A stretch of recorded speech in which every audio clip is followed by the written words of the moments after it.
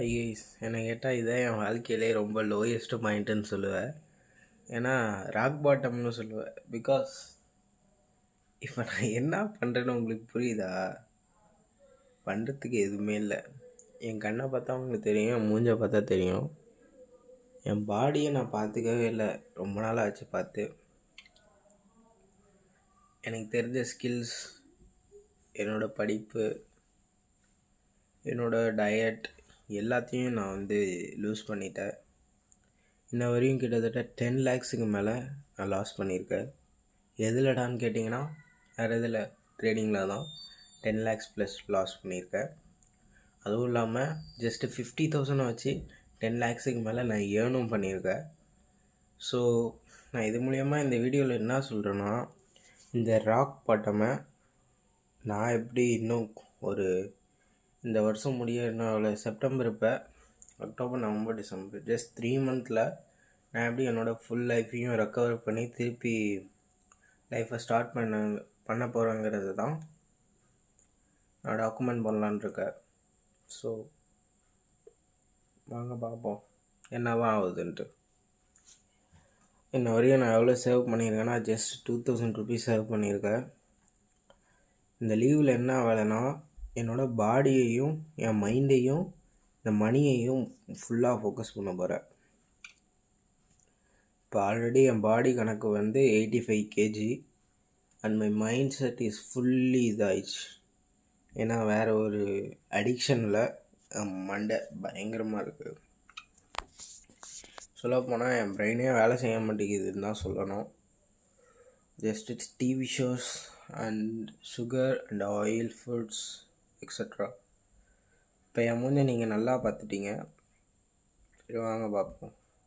என்னோடய வெயிட் என்னன்னு நான் சொல்லிட்டேன். ஐ மீன் பாடி கணக்கு. மைண்டு கணக்கும் என்னான்னு சொல்லிட்டேன். என்னால் மைண்டில் ஃப்ரீயாகவே இருக்க முடியல. சொல்ல போனால் எனக்கே ஒரு மாதிரி தான் இருக்குது. இருந்தாலும் மாற்றிக்கலான்ற ஒரு நம்பிக்கை இருக்குது. அண்ட் என்னோடய மணியை பற்றி சொல்லணுன்னா சொல்லிட்டேன், 2000 ரூபா இருக்குன்ட்டு. இந்த வாட்டி நான் எந்த டார்கெட்ஸும் வைக்க போகிறதில்ல. எல்லா வாட்டியும் நான் வைப்பேன். எவ்வளோன்னு கேட்டிங்கன்னா எல்லோரும் மாதிரி சில்லறையாக இருக்காது. Minimum 10 crores, 20 crores, 30 crores. I'm just 15 now. 15, 14லேயே நான் இந்த மாதிரி டார்கெட்ஸ் ஃபிட் பண்ணுவேன். அப்புறம் அக்கௌண்ட்டை ப்ளோ அப் பண்ணிவிட்டு சுத்த முட்டை உட்காந்துருவேன். ஸோ இந்த வாட்டி அது எதுவும் நடக்காதுன்னு சொல்லிட்டு நம்புகிறேன். அண்ட் ட்ரேடிங்கை பொறுத்த அளவுக்கு மணி தான் எல்லாமே ரொம்ப முக்கியம். ஏன்னா இப்போ நீங்கள் 5K வச்சு ட்ரேட் பண்ணுறதுக்கும் 50K வச்சு ட்ரேட் பண்ணுறதுக்கும் பெரிய வித்தியாசம் இருக்குது. ஏன்னா ட்ரேடிங்கில் நீங்கள் கரெக்டான செட்டப்ஸ் கிடைக்கிற வரையும் மூடிட்டு தான் இருக்கணும். அப்படி இல்லைன்னா என்ன மாதிரி வாஷ் அவுட் பண்ணிவிட்டு கொண்ட ப்ளோ அப் பண்ணிவிட்டு முட்டை உட்கார வேண்டிதான்.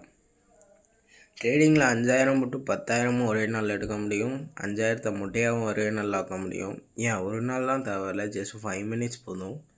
நீங்கள் மட்டும் உங்கள் லாட் சைஸை ஒரு 2ல் போட்டுட்டு 5000 ரூபாயில் உட்காந்துங்கன்னு வச்சுக்கோங்க. ஜஸ்ட்டு சொட்டக்க போடுற நிமிஷத்தில் 0 ஆகிடும்.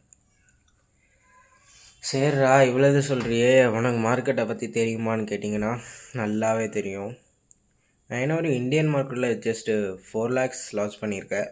அண்ட் ஃபாரெக்ஸ் ட்ரேடிங்கில் 10 lakhs ப்ளஸ் லாஸ் பண்ணியிருக்கேன். நீங்கள் கேட்கலாம், இந்த காசுலாம் உனக்கு எப்படா வந்துச்சுன்ட்டு. வேறு எதுலேயும் வரல. என்னோடய சேவிங்ஸ் ப்ளஸ் என்னோடய ட்ரேடிங் மூலயமா நான் சேர்த்த காசு தான் எல்லாமே.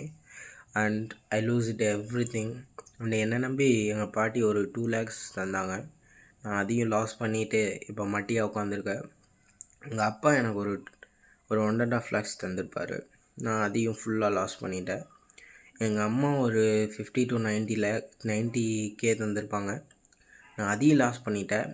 இப்போ என்கிட்ட என்னடா இருக்குன்னிங்கன்னா ஒன்றும் இல்லை, ஜஸ்ட்டு 0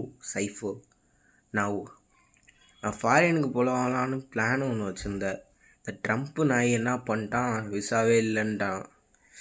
இப்போ எல்லாத்துலேயும் எனக்கு இடைஞ்சல், என்ன பண்ணுறதுன்னு தெரில.